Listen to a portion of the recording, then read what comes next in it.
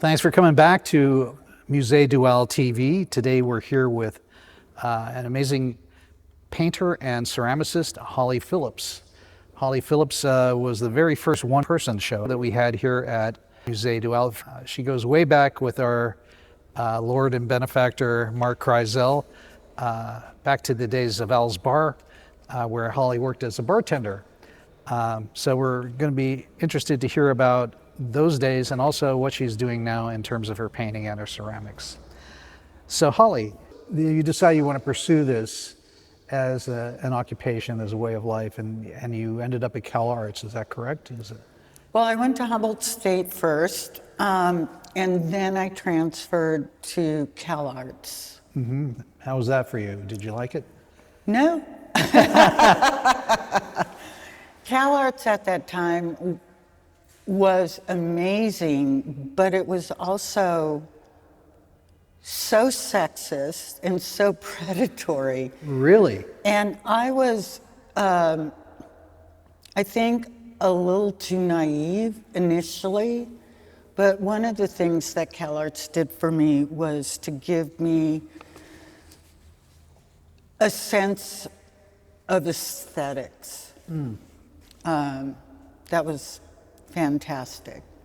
And so when you graduated from there, you started an art practice right away, and you were painting primarily. Had you started with ceramics at that point? No, I did ceramics in high school and after school programs, but no, I was a painter. And to be a painter at Cal Arts, when conceptualism and performance was going on, there was a handful of us, but it wasn't exactly the thing. I came out of Cal Arts and I had a group show at like Downey Art Museum, some B, C, D galleries, local group shows downtown. Were you in the American Gallery?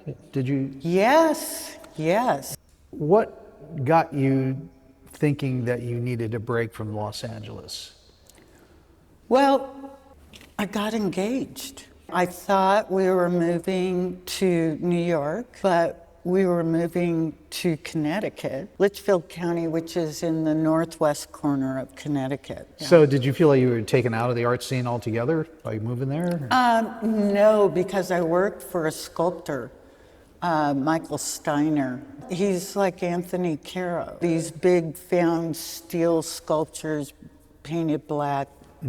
At the time, he was showing for Andre Emmerich Gallery. And so we'd go down to New York, prep his shows, his installation.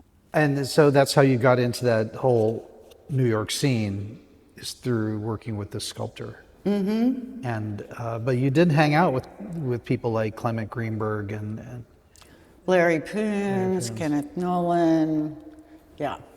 And did you show your work to any of these people? Yeah. Clement Greenberg loved my work. That's a pretty big champion there. But at the time, Clement Greenberg was kind of like an elephant. So was that a compliment or was it not? You know? Like at one dinner party, and all these guys are there, Ken Nolan goes, they called him the old man. Listen here, old man, what have you done for us lately? I'm being de-assessed at the museums. You know, stop drinking so much, help. Okay. So yeah, that was quite a scene to be part of. But you did get exposed to a lot of really important artwork and artists. And at Cal Arts too, like Susan Rothenberg, Judy Pfaff, Ellen Phelan, Mike Asher, Baldessari, and many more. So. Did you work with Baldessari? I sat in on his classes. He thought I was his student. but I wasn't. He was shocked to find out I wasn't.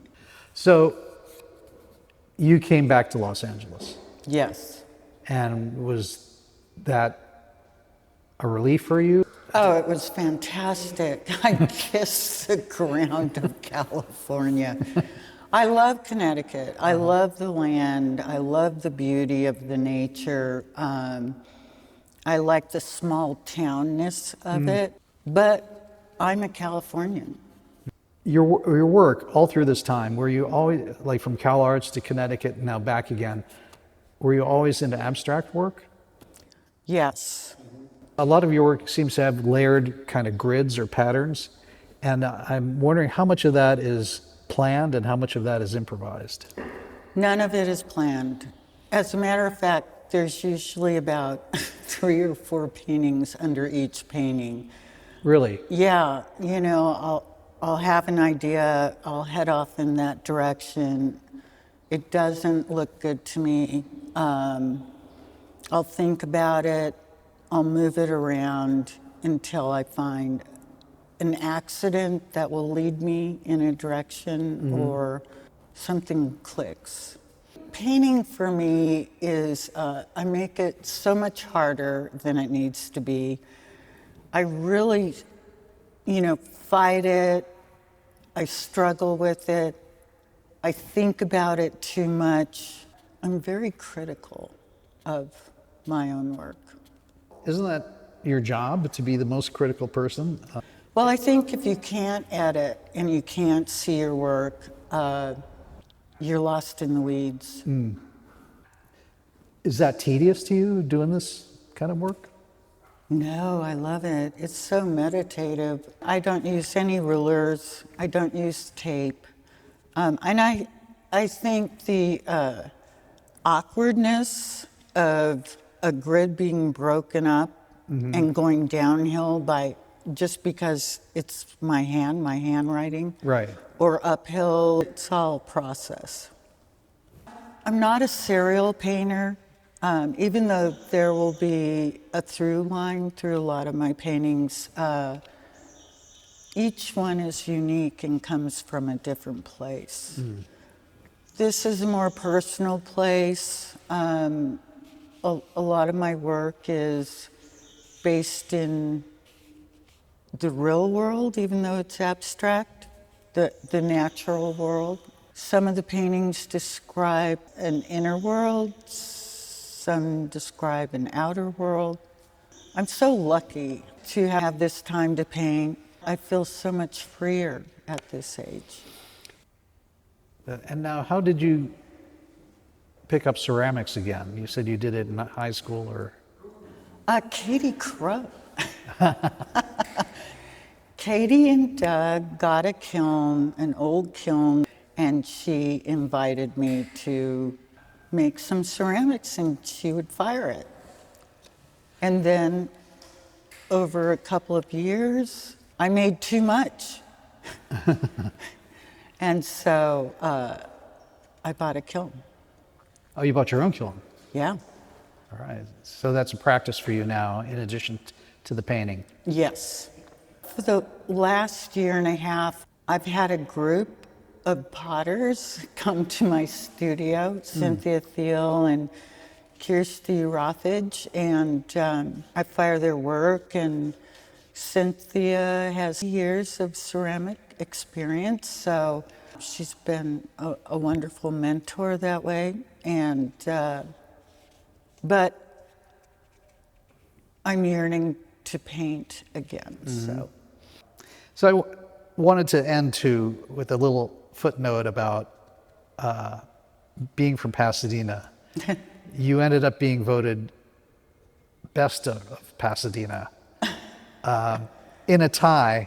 Oh my God, it's the highlight of my career. I just love that. True story. So I think it was 1990, the Pasadena Weekly yearly would have the best of Pasadena. And I got a phone call at home and said, "Congratulations." I go, "What for?" And they go, "You tied the best artist of 1990 Pasadena Weekly with Eddie Van Halen." And I'm like, wow. And they go, "Your career is gonna take off." And I go, "Oh my God, this is it." and nothing happened.